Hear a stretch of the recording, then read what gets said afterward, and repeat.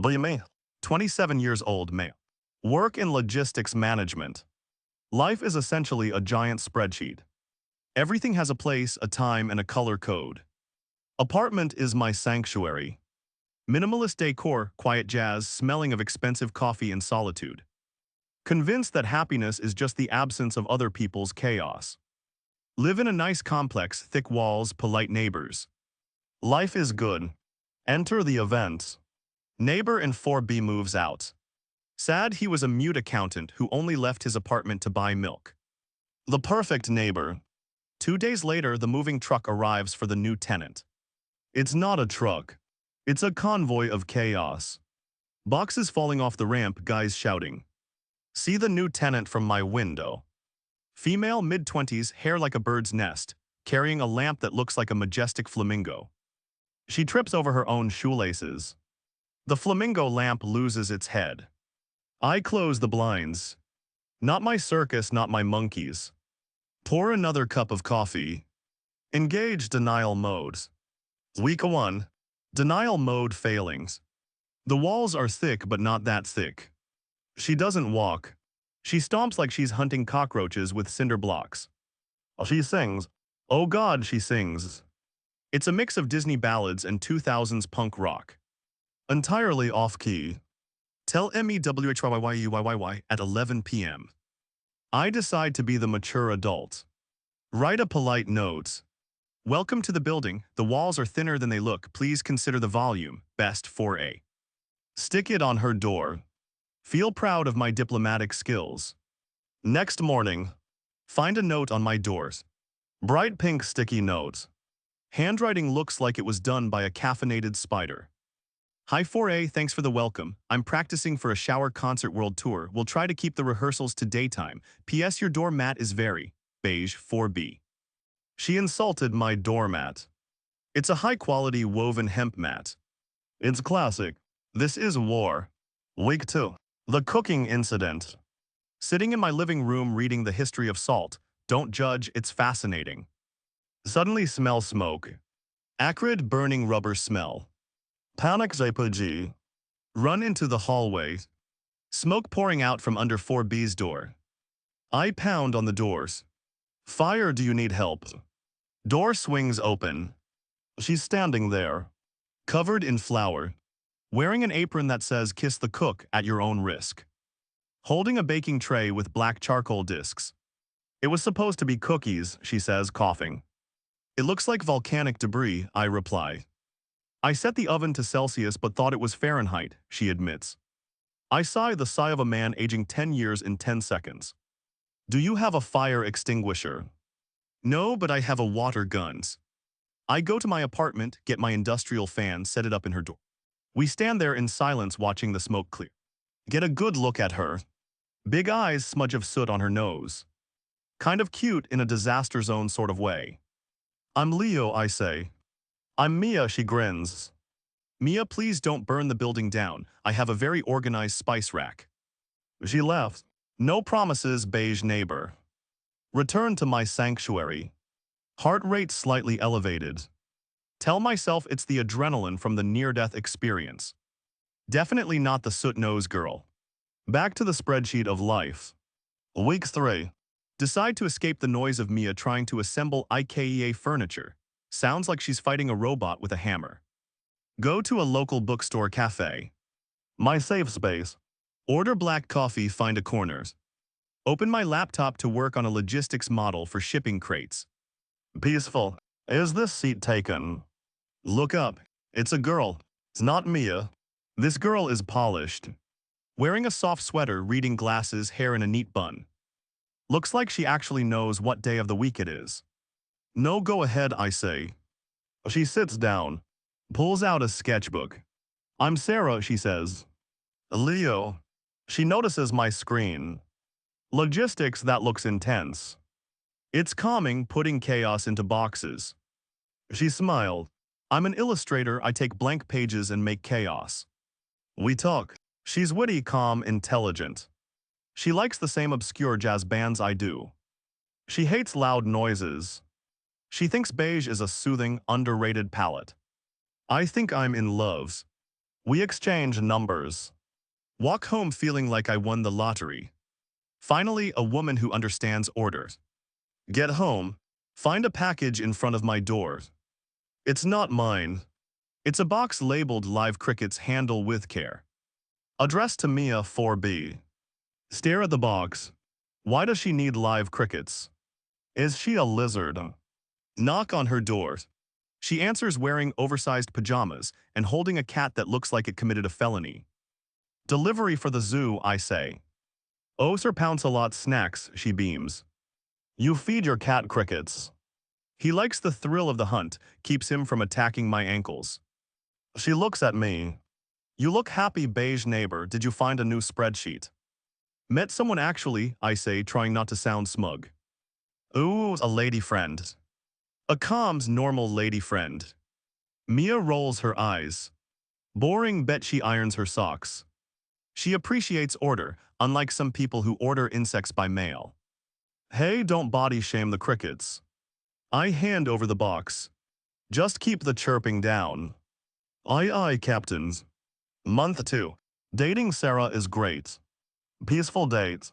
Museums, quiet dinners, library visits. She's the perfect antidote to my home life. Meanwhile, the war with Mia escalates. She gets a karaoke machine. I leave a note, if you sing Bohemian Rhapsody one more time, I will call the queen. She leaves a note, I see a little silhouette of a man who needs to loosen up. She leaves trash in the hallway for 5 minutes too long.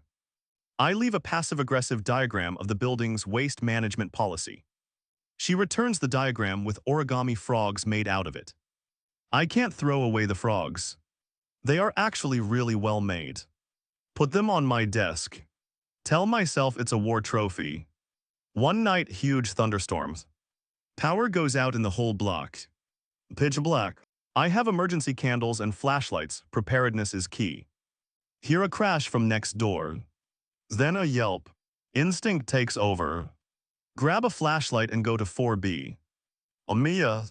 Doors unlocked, shaky voice. Enter. Place is a disaster of shadows. She tripped over the flamingo lamp. Sitting on the floor holding her ankle. Sir Pounce-a-lot is hissing at the thunder. You okay? Think I twisted it. Also, the dark is not my favorite. She sounds small. Not the usual chaotic force of nature. I kneel down, check her ankle. Gentle swell. It's not broken, just a sprain. Help her up. Guide her to the sofa. Light a few candles for her. Thanks, Leo, you're handy in a crisis. I'm a logistics manager. Crisis management is the job. Sit with her for a bit so she's not alone. So how's the perfect Sarah, she asks. She's good, we're steady. Steady, that sounds nice. There's a weird tone in her voice. It is no surprises. Mia looks at the candle flames. I like surprises, even the bad ones, makes you feel alive. She looks at me.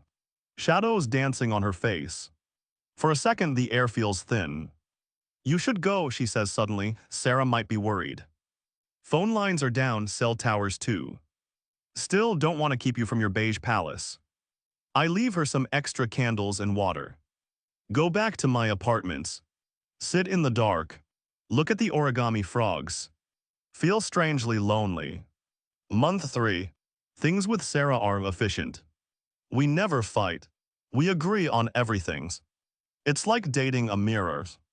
Start to feel restless. Find myself waiting for Mia's noise. When she's quiet for 2 days, I get worried. Knock on her door. Everything okay? I haven't heard anything break recently. She opens the door, looks tired. Flu can't summon the energy to annoy you. I feel a pang in my chest. Go to the store. Buy soup, crackers, ginger ale, and a hydration drink. Leave it at her door with a note. Fuel for the chaos engine, get well soon, 4A. Next day, find a note. You're a softie underneath the starch, Leo, 3. Stare at the heart. Put the note in a drawer. The conflict. Sarah comes over to my place for the first time. Usually we go to hers, it's immaculate. She walks in, inspects my shelves. Very organized, I approve. We sit down for dinner. Mia starts playing music next door. It's not loud, just some lo-fi beats. Sarah frowns. Is that the neighbor you told me about, the disaster? Yeah, that's Mia. Have you reported her to the landlord? No, it's not that bad, just annoying. You should. Property value, Leo. Rules exist for a reason. Sarah's voice is cold. Suddenly, I feel defensive. She's just living her life, she's young. She's disrespectful. People like that need to be taught boundaries.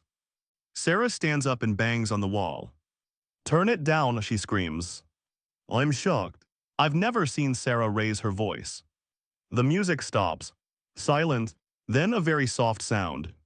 Mia playing a sad, slow melody on a keyboard. It sounds beautiful and lonely. Sarah rolls her eyes. Finally, God, how do you stand her? I look at Sarah. She's beautiful, organized, perfect. And completely devoid of warmth. She makes origami frogs out of my angry notes, I say. What? Nothing. Dinner is awkward. Sarah leaves early. I feel relieved. The climax. 2 days later. Coming home from work. See Sarah standing in the hallway outside 4B. She's holding a clipboard. What are you doing? I started a petition, Sarah says, smiling brightly, to get her evicted. I got signatures from 3C and 5A. The noise complaints are sufficient grounds. I stare at the clipboard. You're trying to evict Mia. I'm doing it for you, Leo, so you can have your peace. Cold rage floods my system. Not the annoyed anger I feel with Mia, but a protective, deep anger. Tear it up. Excuse me. Tear it up, Sarah, now. Leo, be rational, she's a nuisance. She's my neighbor, she's a person. She burned cookies and feeds her cat crickets and sings off-key, but she brings soup to the old lady in 1A and she holds the door for everyone. I realize I've been watching Mia more than I thought. And quite frankly, I continue, voice steady. I'd rather listen to her chaos for the rest of my life than spend another minute in your silence. Sarah looks stunned. You're choosing the trashy neighbor over me. She's not trashy, she's vibrant, and yes, we're done. Sarah huffs, drops the clipboard, and storms off to the elevator. Have a nice life in the zoo. Elevator dings. She's gone. I stand in the hallway. Pick up the clipboard. Rip the paper into shreds. Turn to 4B. Realize the door is cracked open slightly. Mia is standing there, holding Sir Pound Salad. She heard everything. Vibrant, she asks, voice small. And chaotic, I adds. She opens the door wider. You broke up with perfect Sarah for me. She wanted to evict you. Nobody evicts the banshee of 4B on my watch. She smiles, a real soft smile. Come in, I promise not to burn anything. Okay. Inside her apartment. It's an explosion of color. Paintings everywhere, weird sculptures, plants hanging from the ceiling. It's messy, but it feels warm. Feels like home. We sit on her couch, which is covered in a velvet throw. She hands me a beer. So she says, you like my singing. I never said that, I said I'd rather listen to it than silence. Close enough. We drink in comfortable silence.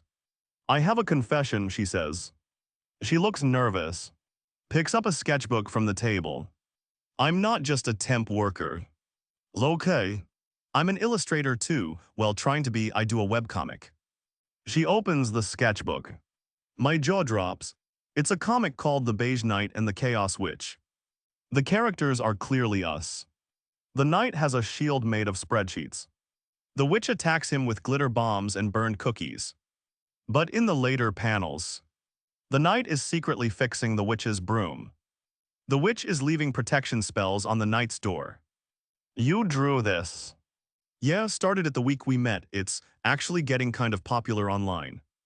I flip through the pages. The dialogue in the comic. It's our banter, but deeper. The knight says things I only thought in my head. How did you know? I ask, pointing to a panel where the knight feels lonely looking at the frogs. Because she looks down, the witch feels lonely too. She makes the noise so she knows someone is there to hear it. The plot twist. I keep flipping to the back of the sketchbook. Past the current comics. To the old sketches. From years ago. See a drawing of a boy. Sitting in a university library. Wearing a specific gray hoodie. Organizing pens by color. Wait, I say, that's my hoodie. I had that in college. University of Washington, 2018.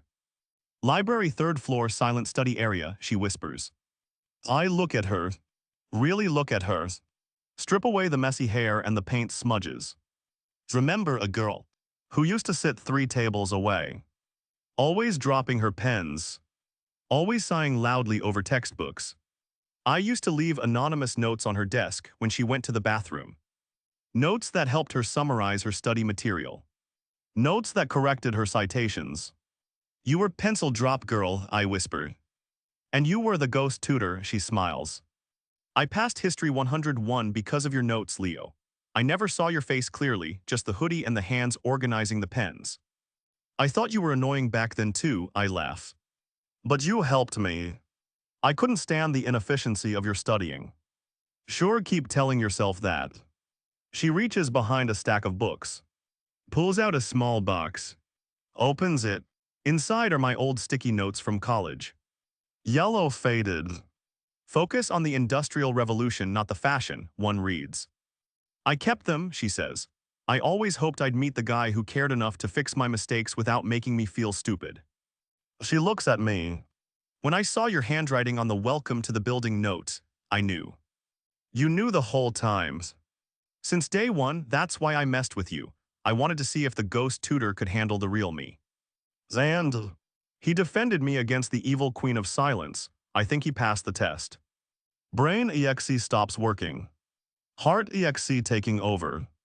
The girl who drove me crazy for months is the girl I unconsciously looked out for years ago. The universe isn't a spreadsheet. It's a messy, chaotic, beautiful web. And I'm caught in it.